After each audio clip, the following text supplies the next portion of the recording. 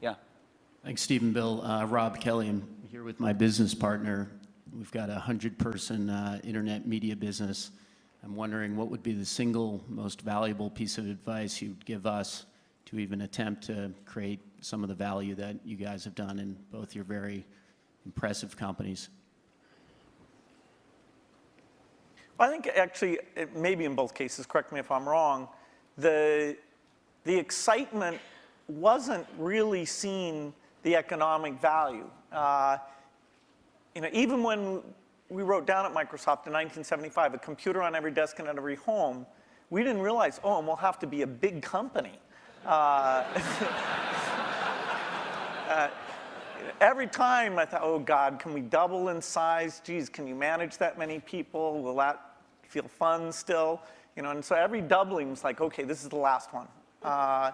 And so the economic thing wasn't at the forefront. The idea of being at the forefront and seeing new things and things we wanted to do, and being able to bring in different people who are fun to work with, eventually with a pretty broad set of skills, and figuring out how to get those people, those broad skills, to work well together has been one of the greatest challenges. I've made more of my mistakes in that area maybe than anywhere, but eventually getting some of those teams to work very well together. So it's, I think it's a lot about the people and the passion, and it's amazing that the business worked out the way that it did.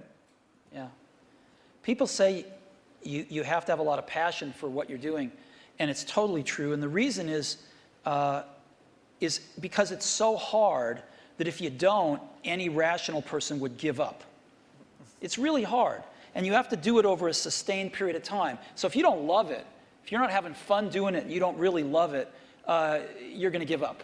And that's what happens to most people, actually. If you really look at the ones that ended up being successful, unquote, in the eyes of society and the ones that didn't, oftentimes it's the ones that are successful loved what they did so they could persevere when it got really tough. And the ones that didn't love it quit because they're sane.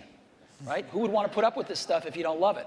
So it's a lot of hard work, and it's a lot of worrying constantly.